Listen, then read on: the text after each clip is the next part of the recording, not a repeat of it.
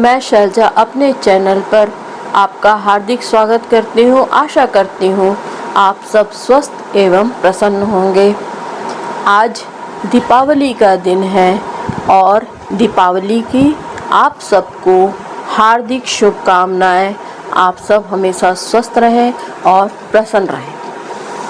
आज मैं श्रीमद् भागवत महापुराण के तृतीय स्कंद में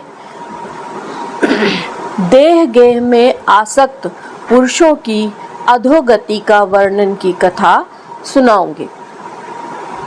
तो कथा शुरू करते हैं। श्री कपिल देव जी अपनी माता जी से कहते हैं, माता जी, जिस प्रकार वायु के द्वारा उड़ाया जाने वाला मेघ समूह उसके बल को नहीं जानता, उसी प्रकार यह जीव भी बलवान काल की प्रेरणा से भिन्न भिन्न अवस्थाओं तथा योनियों में भ्रमण करता रहता है, किंतु उसके प्रबल पराक्रम को कोई नहीं जानता।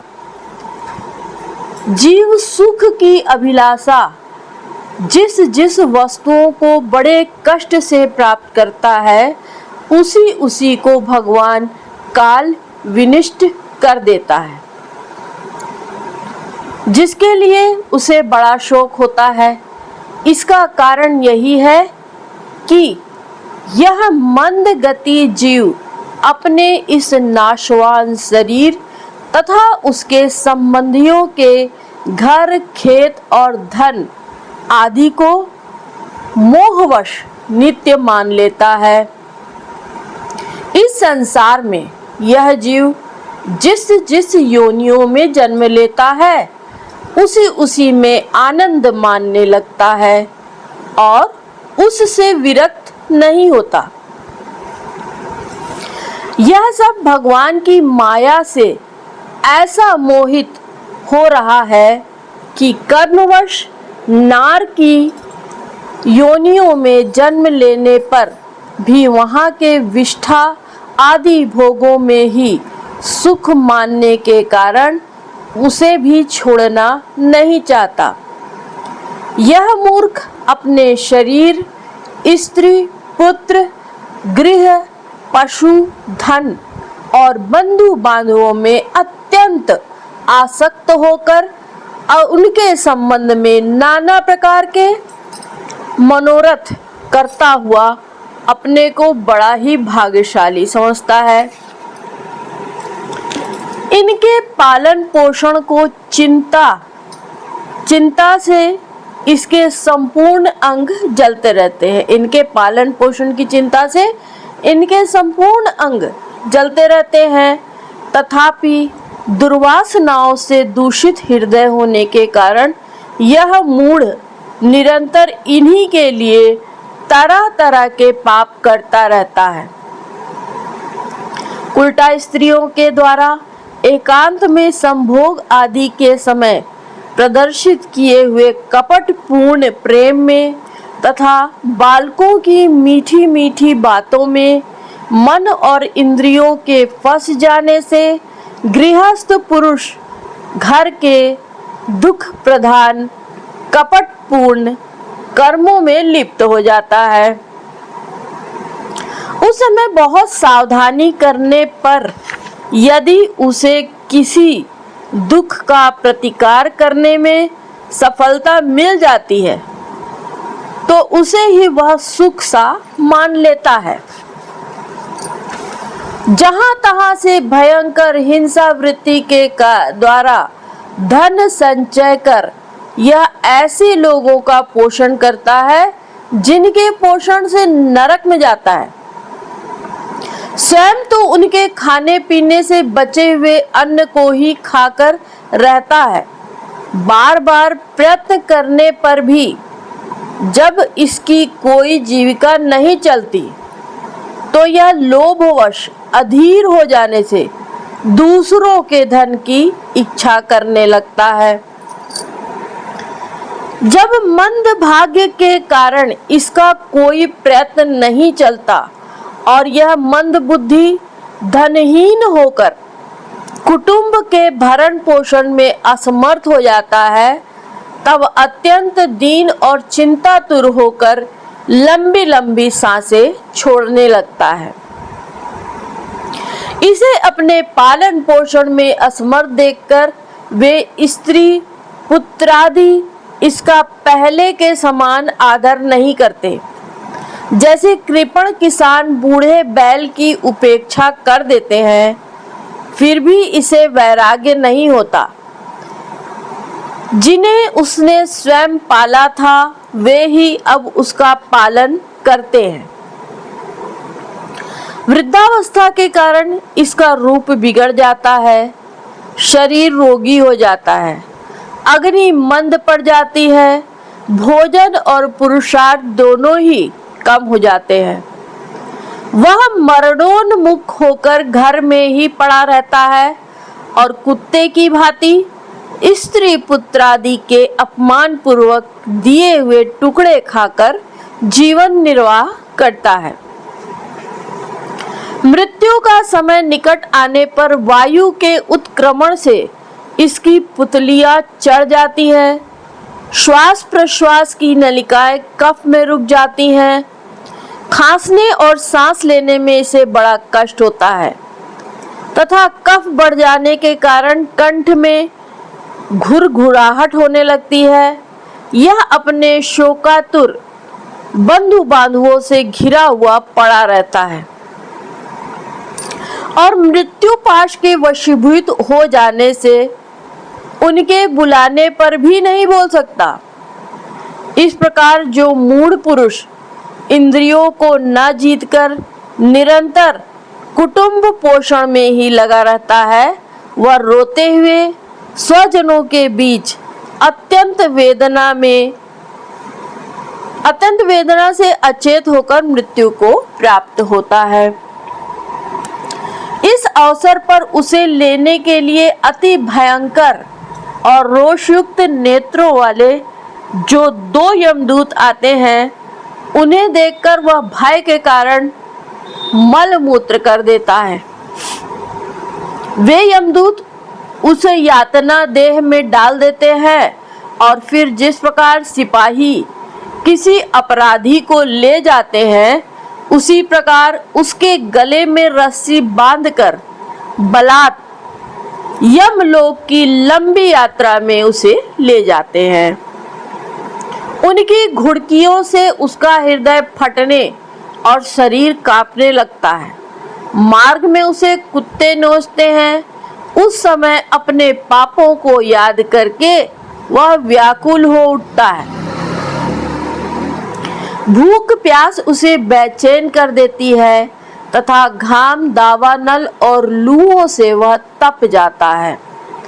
ऐसी अवस्था में जल और विश्राम स्थान से रहित उस तप्त बालुका में मार्ग में जब उसे एक पग आगे बढ़ने की भी शक्ति नहीं रहती, यमदूत उसकी पीठ पर कोड़े बरसाते हैं।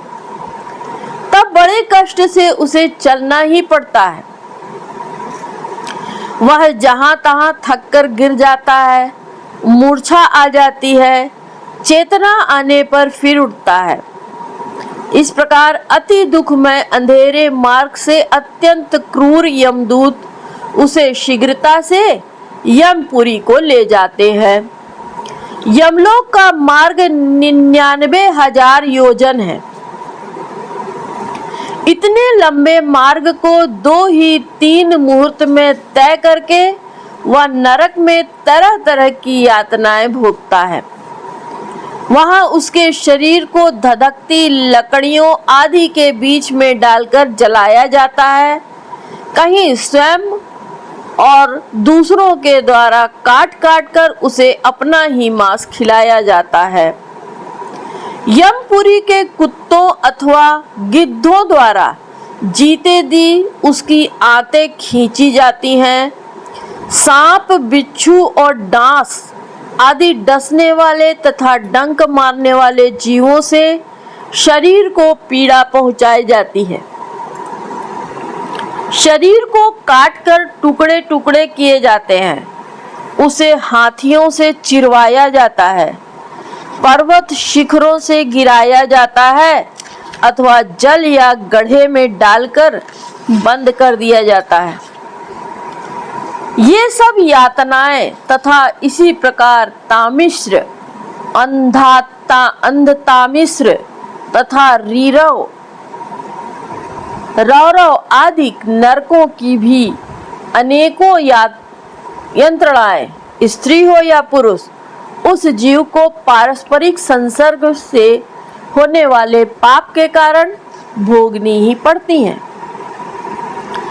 कपिल देव अपने माताजी से कहते हैं, माताजी, कुछ लोगों का कहना है कि स्वर्ग और नरक तो इसी लोक में है, क्योंकि जो नारकी यातनाएं वे यहाँ भी देखी जाती हैं।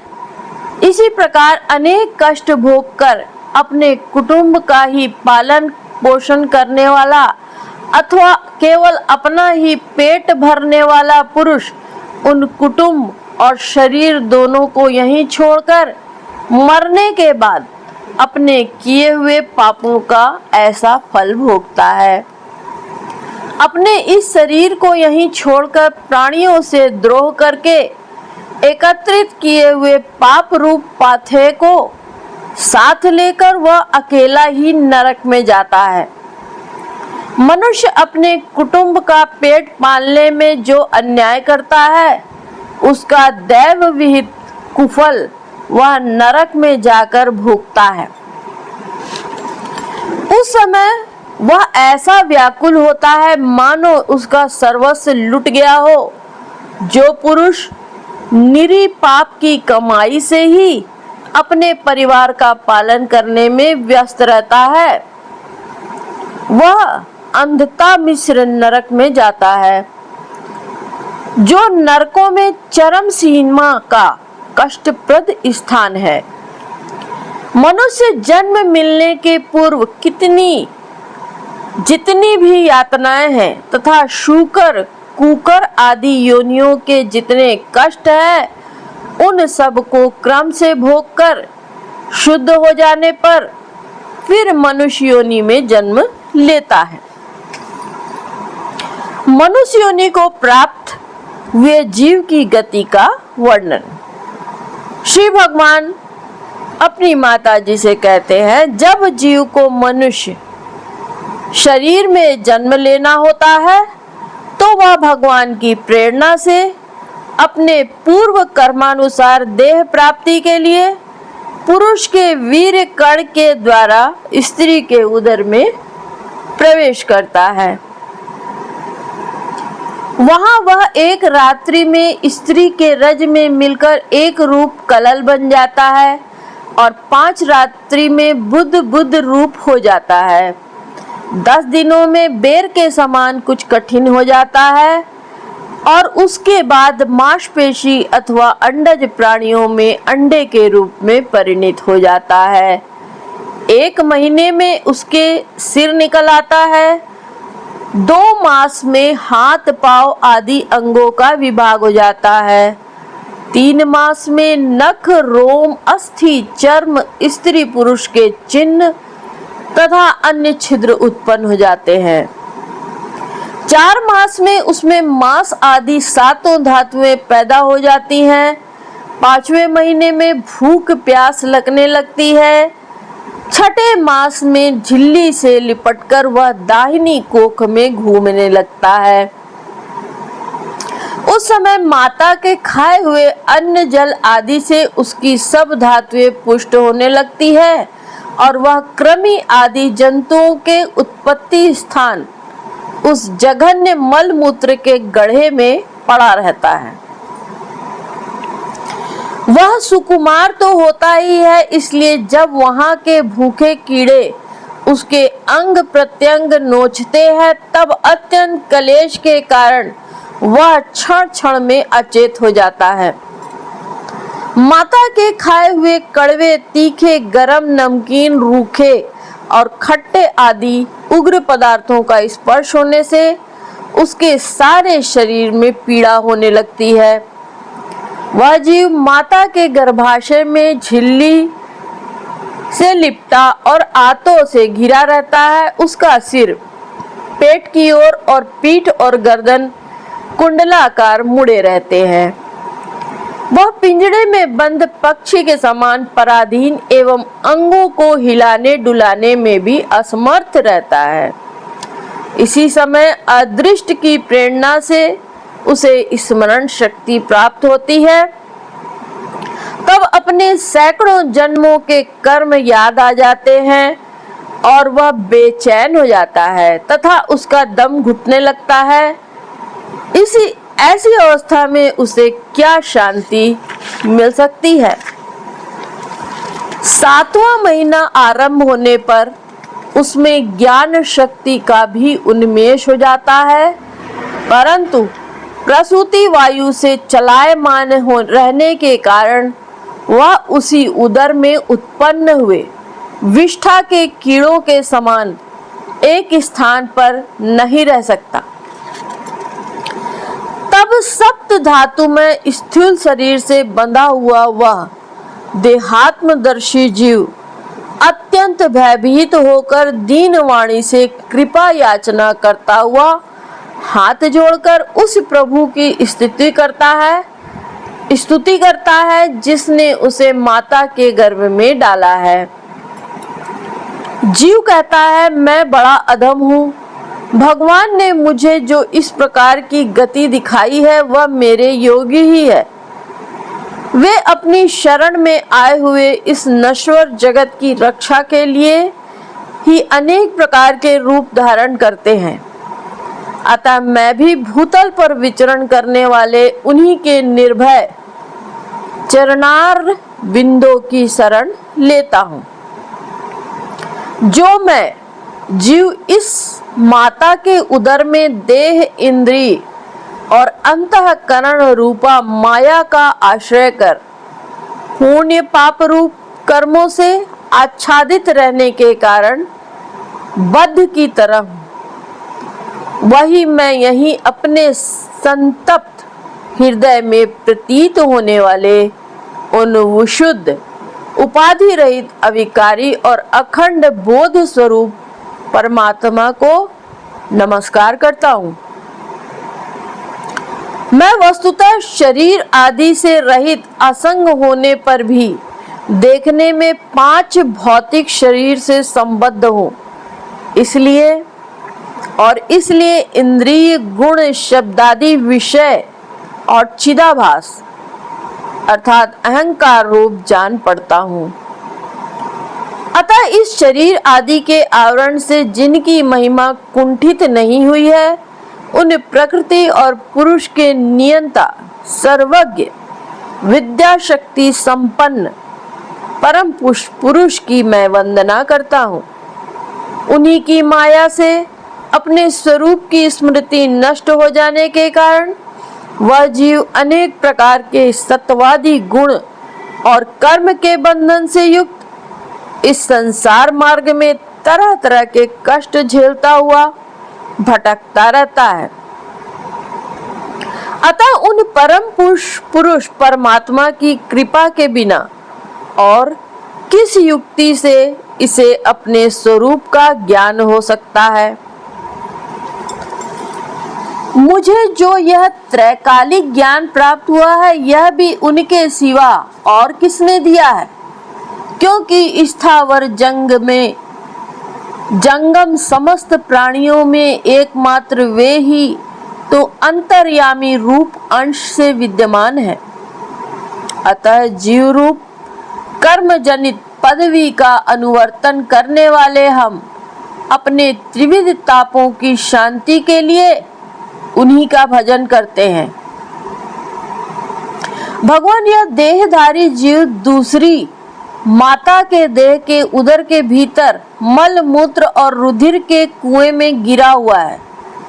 उसकी जठराग्नि से उसका शरीर अत्यंत संतप्त हो रहा है। उससे निकलने की इच्छा करता हुआ यह अपने महीने गिन रहा है। भगवान इस दीन को यहाँ से कब निकाला जाएगा? स्वामिन, आप बड़े दयालु हैं। आप जैसे उदार प्रभु ने ही इस 10 मास के जीव को ऐसा उत्कृष्ट ज्ञान दिया है। दीनबंधो, इस अपने किए हुए उपकार से ही आप प्रसन्न हो, क्योंकि आपके हाथ जोड़ने के सिवा आपके इस उपकार का बदला तो कोई भी दे भी क्या सकता है।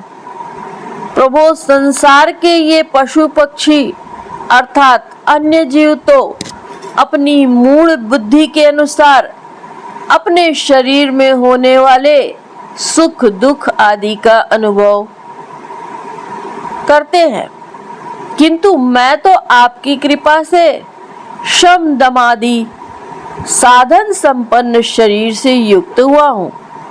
अतः आपकी दी हुई विवेकवती बुद्धि से आप पुराण पुरुष को अपने शरीर के बाहर और भीतर अहंकार के आश्रयभूत आत्मा की भांति प्रत्यक्ष अनुभव करता हूँ। भगवान, इस दुख से भरे हुए गर्भाशय में यद्यपि मैं बड़े कष्ट से रह रहा हूँ, तो भी इससे बाहर निकलकर संसार में अंधकूप में गिरने की मुझे बिल्कुल भी इच्छा नहीं है, क्योंकि उसमें जाने वाले जीव को आपकी माया घेर लेती है, जिसके कारण उसके शरीर में अहम बुद्धि हो जाती है और उसके परिणाम में उसे फिर इस संसार चक्र में ही रहना होता है।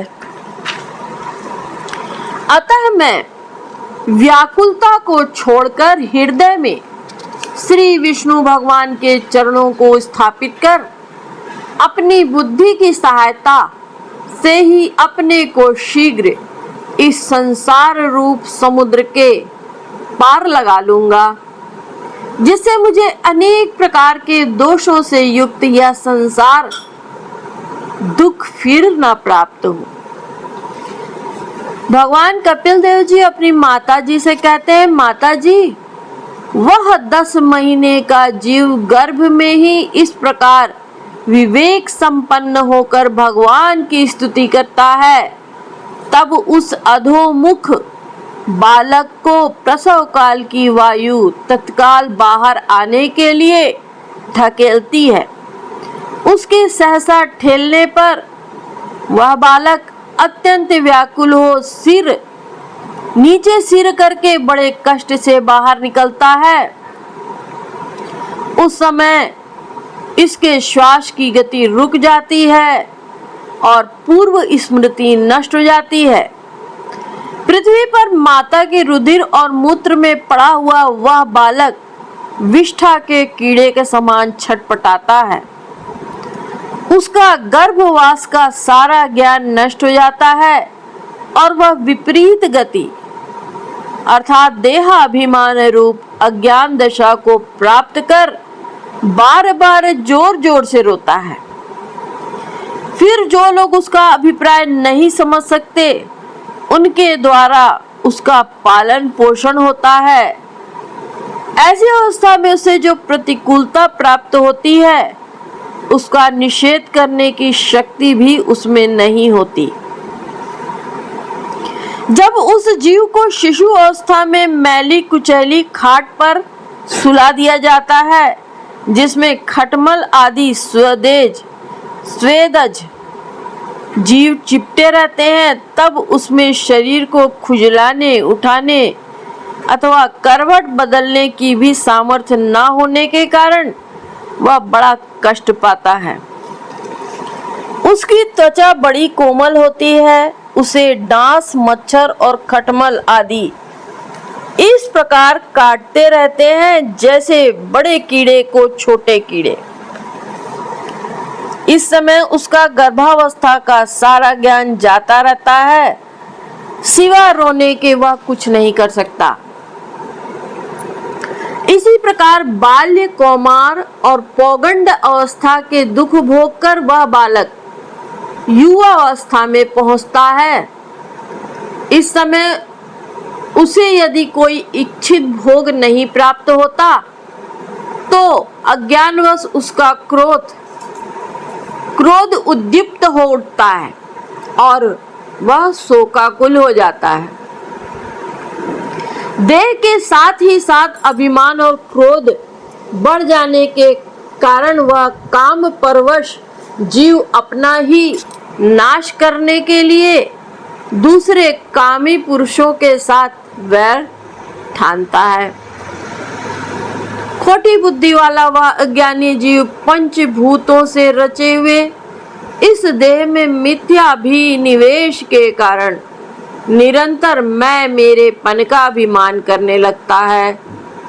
जो शरीर इसे वृद्धावस्था आदि अनेक प्रकार के कष्ट ही देता है तथा अविद्या और कर्म के सूत्र से बंधा रहने के कारण सदा इसके पीछे लगा रहता है, उसी के लिए तरह तरह के कर्म करता रहता है, जिनमें बंध जाने के कारण इसे बार बार संसार चक्र में पड़ना होता है। सन्मार्ग में चलते हुए यदि इसका किसी जिह्वा और उपस्थेंद्रिय के भोगों में लगे हुए विषय पुरुषों से समागम हो जाता है और वह उनमें आस्था करके उन्हीं का अनुगमन करने लगता है, तो पहले के समान ही फिर नारकी योनियों में पड़ता है।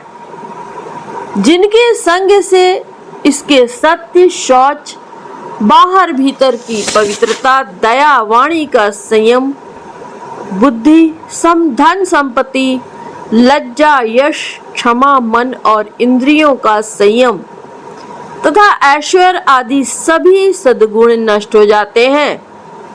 उन अत्यंत शोचनीय स्त्रियों के कीड़ा मृग अर्थात खिलौना, अशांत, मूढ़ और देहात्मदर्शी असत्य पुरुषों का संग कभी नहीं करना चाहिए, क्योंकि इस जीव को किसी और का संग करने से ऐसा मोह और बंधन नहीं होता जैसा स्त्री और स्त्रियों के संगियों का संग करने से होता है। एक बार अपनी पुत्री सरस्वती को देखकर ब्रह्मा जी भी उसके रूप लावण्य से मोहित हो गए थे और उसके मृगी रूप होने पर भागने पर उसके पीछे निर्लज्जता पूर्वक मृग रूप होकर दौड़ने लगे। उन्हीं ब्रह्मा जी ने मरीचि आदि प्रजापतियों की तथा मरीचि आदि ने कश्यप आदि और कश्यप आदि ने देव, मनुष्य आदि प्राणियों की सृष्टि की। अतः इनमें एक ही ऋषि प्रवर नारायण को छोड़कर ऐसा कौन पुरुष हो सकता है जिसकी बुद्धि स्त्री रूपिणी माया से मोहित न हो। अहो मेरी इस स्त्री रूपिणी माया का बल तो देखो, जो अपनी भ्रुकुटी विलास मात्र से बड़े बड़े दिग्विजयी वीरों को पैरों से कुचल देती है। जो पुरुष योग के परम पद पर आरूढ़ होना चाहता है अथवा जिसे मेरी सेवा के प्रभाव से आत्मा अनात्मा का विवेक हो गया हो, वह स्त्रियों का संग कभी न करे, क्योंकि उन्हें ऐसे पुरुषों के लिए नरक का द्वार खुला द्वार बताया गया है। भगवान की रची हुई यह जो स्त्री रूपिणी माया धीरे धीरे सेवा आदि के मिस से पास आती है, इसे तिनकों से ढके हुए कुएं के समान अपनी मृत्यु ही समझे। स्त्री में आसक्त होने के कारण तथा अंत समय में स्त्री का ही ध्यान करते रहने से जीव को स्त्री योनि प्राप्त होती है। इस प्रकार स्त्री योनि को प्राप्त हुआ जीव पुरुष रूप में प्रतीत होने वाली मेरी माया को ही धन, पुत्र और गृह आदि देने वाला अपना पति मानता रहता है। सो जिस प्रकार व्याधे का ज्ञान कानों को प्रिय लगने पर भी बेचारे भोले भाले पशु पक्षियों को फंसाकर उनके नाश का ही कारण होता है, उसी प्रकार उन पुत्र, पति और गृह आदि को विधाता की निश्चित की हुई अपनी मृत्यु ही जाने। कपिल देव जी कहते हैं, देवी जीव के उपाधिभूत लिंग देह के द्वारा पुरुष एक लोक से दूसरे लोक में जाता है और अपने प्रारब्ध कर्मों को भोगता हुआ निरंतर अन्य देहों की प्राप्ति के लिए दूसरे कर्म करता रहता है। जीव का उपाधि रूप लिंग शरीर तो मोक्ष पर्यंत उसके साथ रहता है तथा भूत इंद्रिय और मन का कार्य रूप स्थूल शरीर इसका भोगाधिष्ठान है।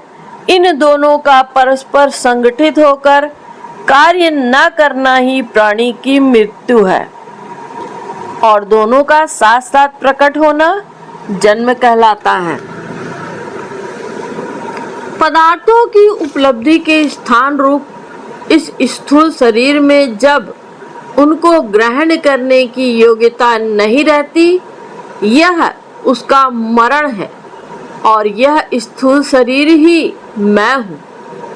इस अभिमान के साथ उसे देखना उसका जन्म है। नेत्रों में जब किसी दोष के कारण रूप आदि को देखने की योग्यता नहीं रहती, तभी उनमें रहने वाली चक्षु इंद्रिय भी रूप देखने में असमर्थ हो जाती है और जब नेत्र और उनमें रहने वाली इंद्रिय दोनों ही रूप देखने में असमर्थ हो जाते हैं, तभी इन दोनों के साक्षी जीव में भी वह योग्यता नहीं रहती। अतः मुमुक्ष पुरुष को मरणादि से भय, दीनता अथवा मोह नहीं होना चाहिए।